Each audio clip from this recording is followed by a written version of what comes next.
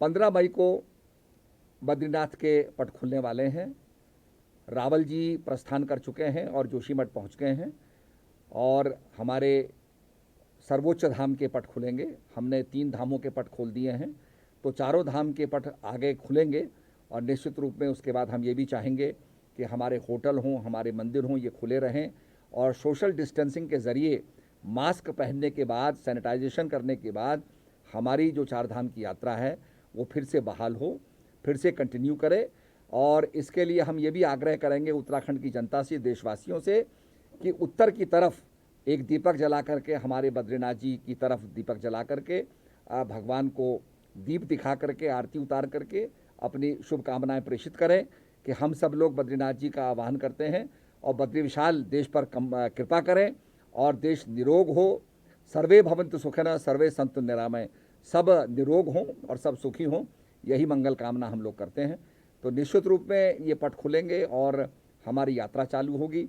ये social distancing के ज़रिए ही यात्रा होनी है, इसलिए हम सबसे आग्रह करेंगे कि सोशल डिस्टेंसिंग बनाते हुए चाय की दुकानें, होटल्स जो हैं, ये भी हम चाहेंगे इनका फ्यूमिगेशन हो, सैनिटाइजेशन हो, क्लीनिनेस हो, उसके बाद ये होटल भी चालू हों। इस प्रकार का प्रपोज़ल जो हम केंद्र सरकार को भेजने वाले हैं। हमने एक ऐड देने के ज़रिए सबसे, होटलियर से, ट्रांसपोर्टर से, सभी से हमने विचार मांगे और आपको पता है कि हमने जिस समय हम होम स्टे का प्रचार प्रसार कर रहे थे तो हमने लोगों से कहा कि आप अपने पुश्तैनी मकान को होम स्टे बना सकते हैं।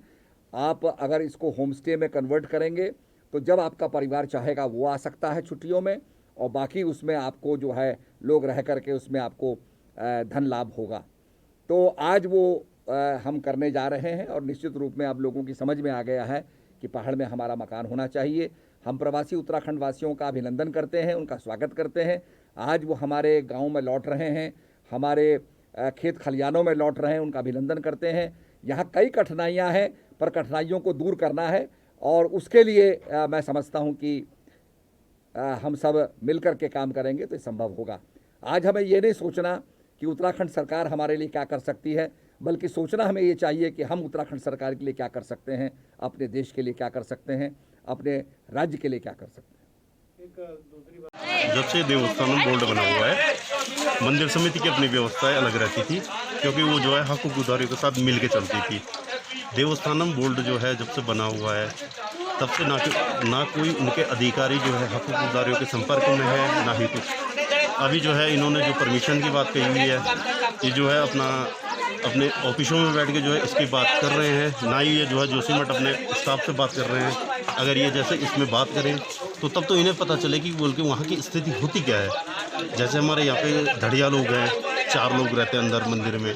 अब यहाँ पे जो है काम ज़्यादा रहता है, इसीलिए जो है पंचायत की तरफ से 4 लोगों को नियुक्त किया जाता है कि बोल के व्यवस्थाएँ सही सुचारू रूप से चले। अब इस बारे में प्रशासन तो हमसे कोई पूछ नहीं रहा है, तो बेहतर सी बात है, व्यवस्थाओं में जो है कहीं ना कहीं जो है कमियाँ आएंगी। हर एक गांव वाले मतलब आज तो बहुत खुशी है कि आज रावल जी यहाँ हमारे गांव में पहुँच गए और कल हमारे उद्धव जी और कुबेर जी वहाँ बद्री विशाल की जो पंचायत होती है वहाँ जब वो जाएंगे तो वो पंचायत वहाँ बद्री विशाल की पूरी होगी।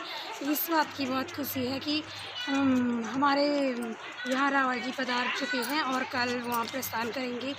तो दुख इस बात की है कि गांव वाले यहीं रह गए हैं, गांव वालों को मतलब वहाँ जाने की अनुमति अभी तक नहीं मिल पाई है। व्हाट्सएप नंबर दे रखे हैं, उसमें अगर हम वो करते हैं, अपने आवेदन डाल रहे हैं तो उसमें हमें कोई रिस्पांस हमें नहीं मिल पा रहा है, क्योंकि अब आज सोशल मीडिया है, हर जगह सोशल, तो हमें बहुत अच्छा लग रहा था कि चलो व्हाट्सएप नंबर है, हम सोशल उससे हम अपनी अनुमति ले लें और हम बद्रीनाथ जाने के लिए जल्दी से अपनी वो ले लें, लेकिन हमें उससे कोई रिस्पांस नहीं मिल रहा है। शासन प्रशासन द्वारा हमें अभी फ़िलहाल बद्रीनाथ जाने के लिए रुकाया जा रहा है और कई ऐसे चले गए हैं जिन्हों हमें कहा जा रहा है कि अगर गांव वालों की ज़मीन है, जिस गांव वाले की ज़मीन है, गाय बच्चे हैं, वही यहाँ बद्रीनाथ जाएंगे। और कई ऐसे हैं जो बिना गाय बच्चे, बिना ज़मीन के सिर्फ एक आश्रम या कोई लॉज वगैरह वो चले गए हैं। तो ये बहुत दुख की बात है। गांव वाले जो हम वहाँ के स्थानीय लोग हैं, हमें वहाँ जाने के लिए रोका जा रहा है। प्रशासन प्रशासन से मैं गुजारिश करूंगी कि 17 तारीख लॉकडाउन के बाद हमें बिना अनुमति के बद्रीनाथ जाने की अनुमति देने की कृपा करें। बिल्कुल हम, क्योंकि अभी तक रुके हैं गांव वाले कि अभी हमें मिल जाएगी अनुमति। उतनी देर भी नहीं हुई है, 17 तारीख के बाद हमें बिल्कुल अनुमति मिलनी चाहिए। अगर हमें अनुमति नहीं मिलती है तो हम कुछ कदम उठा सकते हैं गांव वाले। इसलिए धन्यवाद। जोशीमठ से पांडुकेश्वर गद्दी जी के साथ हम पहुँचे हैं, रावल जी आए हैं। यद्यपि 3000 साढ़े 3000 आदमी हमारे साथ भक्तजन होते, किंतु महामारी के कारण बहुत कम लोग हैं। बड़ा शांत सा दिख रहा है। मैं समझता हूँ भगवान के स्तुति का पाठ खुलेंगे और पूरे विश्ववासियों की ओर से हम भगवान से निवेदन करेंगे, ये महामारी दूर हो जाएगी और आपकी प्रार्थना भगवान के स्तुति चरणों में स्वीकार होगी।